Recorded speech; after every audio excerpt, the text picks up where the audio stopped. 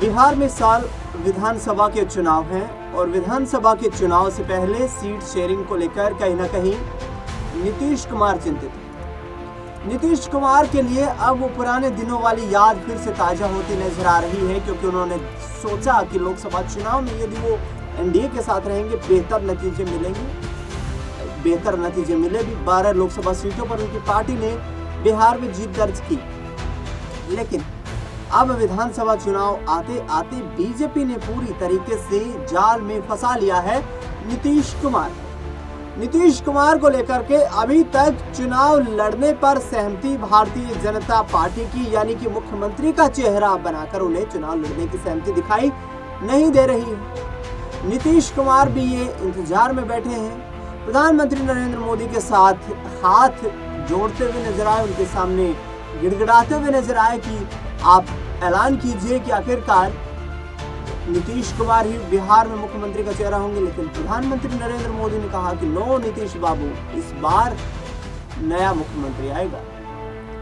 यानी कि पीएम मोदी बिहार में अपने आखिरी दौरे से पहले नीतीश कुमार के लिए ये स्पष्ट कर चुके हैं कि बिहार में उन्हें तो कम से कम मुख्यमंत्री नहीं बनाया जाएगा यदि एनडीए की सरकार बनी। और ऐसा इसलिए हुआ है क्योंकि नीतीश कुमार के 12 सांसदों की अब आवश्यकता भी कहीं ना कहीं प्रधानमंत्री नरेंद्र मोदी को नजर नहीं आ रही है, क्योंकि नीतीश कुमार राष्ट्रीय स्तर पर पार्टियों को या सरकार को प्रभावित नहीं कर सकते। इसका बड़ा एक कारण ये भी है कि नीतीश कुमार बार बार पलटी मार जो कर रहे थे, उनसे बीजेपी के लोगों का विश्वास उठा हुआ है। लेकिन नीतीश कुमार को सिर्फ एक बैसाखी के लिए साथ में लिया गया है। बहरहाल आपको बता दें कि हाल ही में जो ऑपरेशन सिंदूर हुआ, पाकिस्तान ने पहलगाम में आतंकी हमला किया, उसके बाद भारत ने मुंह तोड़ जवाब दिया।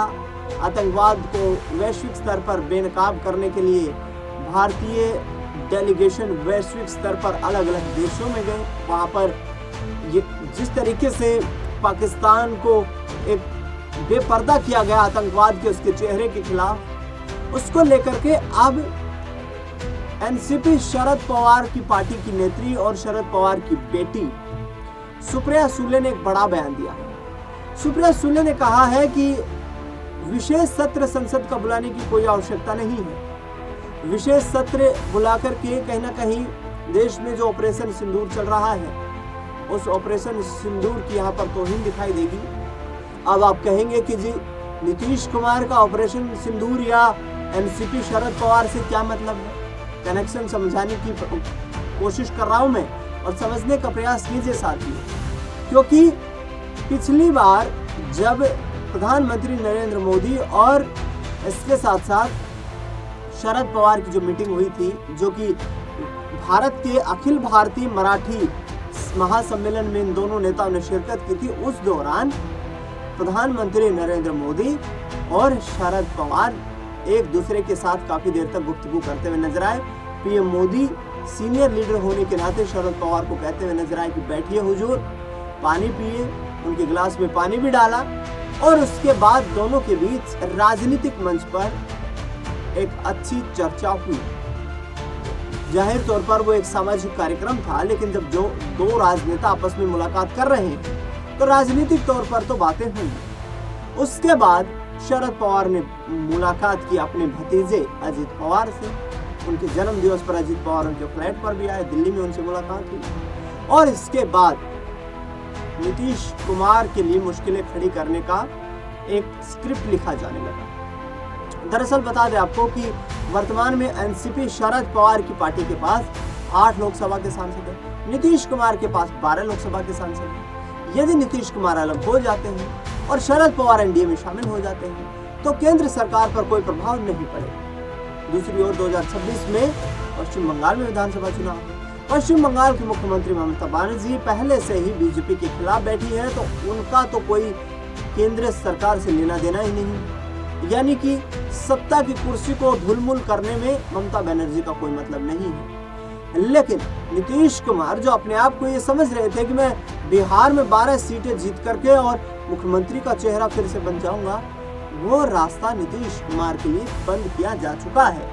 नीतीश कुमार को भी बखूबी इस बात की समझ आ रही है और देखिए यहाँ पर कोइंसिडेंस कि नीतीश कुमार को लेकर अब तेजस्वी यादव ज्यादा एग्रेसिव नजर आ रहे हैं। नीतीश कुमार को लेकर तेजस्वी ज्यादा गंभीर दिखाई दे रहे हैं। उनका कहना है, सीधा निशाना साधना है कि भाई मुख्यमंत्री महोदय 20 साल मुख्यमंत्री रह चुके हैं, 15 साल पुरानी गाड़ियों को चलाने की परमिशन नहीं देते तो आखिरकार खुद 20 सालों से कुर्सी पर कैसे बैठे हुए हैं और 5 साल बिहार कैसे उन्हें झेल सकता है।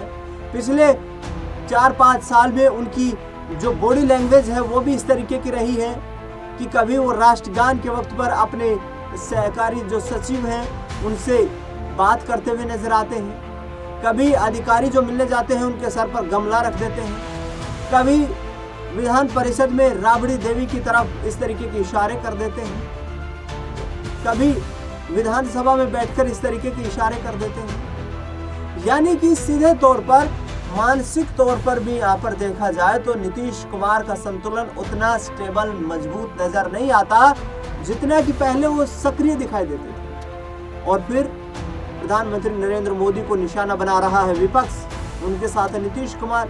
मोदी जी को निशाना इसलिए बनाया जा रहा है क्योंकि उन्होंने 2019 के विधानसभा चुनाव के प्रचार के दौरान कहा था कि जब 2020 में फिर बिहार में विधानसभा चुनाव हुआ कि 50 लाख करोड़ दूं, 60 लाख करोड़ दूं, 70 लाख करोड़ दूं, 80 लाख करोड़ दूं, 90 लाख करोड़ दूं, 100 लाख करोड़ दूं, कितना पैसा दूं बिहार। तो विपक्ष यही पूछ रहा है कि भैया पैसा गया कहाँ पे, पैसा जो आपने दिया वो गया कहाँ, क्योंकि बिहार की खस्ता हालत तो वही है।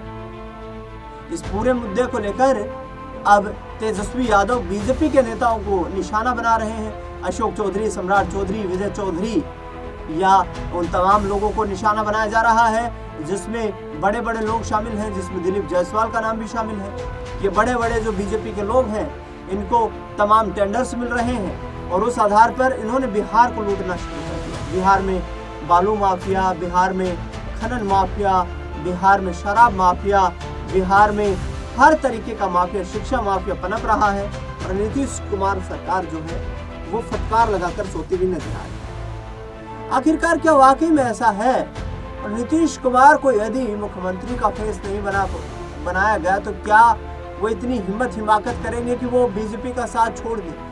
क्योंकि केंद्र की जो तमाम एजेंसियां हैं उनका भी कंट्रोल कहीं ना कहीं भारतीय जनता पार्टी की केंद्र सरकार के पास है और पिछले वक्त में आप देख चुके हैं कि किस तरीके से विभिन्न विपक्षी दलों को लपेट करके और किस तरीके से ठिकाने लगाया गया।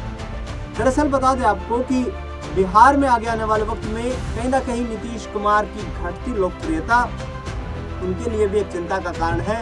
ऐसे में नीतीश कुमार चाहेंगे कि राजनीतिक विरासत को यहाँ पर निशांत कुमार को सौंप दिया जाए, जिससे कि निशांत कुमार आगे आने वाले वक्त में जेडीयू का नेतृत्व कर सके। और जेडीयू के नेताओं की तरफ से बार बार ये दावे भी किए जा रहे हैं, बार बार ये मांग भी की जा रही है कि अब छोड़िए नीतीश कुमार, आइए निशांत कुमार। आखिरकार क्या नीतीश कुमार ये इतना बड़ा फैसला लेने का काम करेंगे? क्योंकि नीतीश कुमार के पास यदि पिछली बार से कम संख्या बल हुआ, बीजेपी इसी संख्या बल के साथ मजबूती के साथ आगे आ पाई, जाहिर तौर पर मानिए कि नीतीश कुमार की मुख्यमंत्री कुर्सी पर बैठने की बात नहीं बनने वाली है। क्योंकि जिस तरीके से अश्विनी चौबे जैसे नेता, सम्राट चौधरी जैसे नेता, हरियाणा के मुख्यमंत्री जो नायब सिंह सैनी है वो पहले ही ऐलान कर चुके हैं बीजेपी का मुख्यमंत्री बनेगा, तो बीजेपी ने अपनी स्क्रिप्ट तैयार कर ली है। सोचने का विषय नीतीश कुमार के लिए काफी दिलचस्प है कि आगामी 3 महीने उनके लिए जो अग्नि परीक्षा है उसमें किस तरीके से वो कामयाबी हासिल कर पाएंगे। फिलहाल इस खास कार्यक्रम में इतना ही। देश दुनिया से जुड़ी तमाम बड़ी खबरों के लिए देखते रहिए SPN9।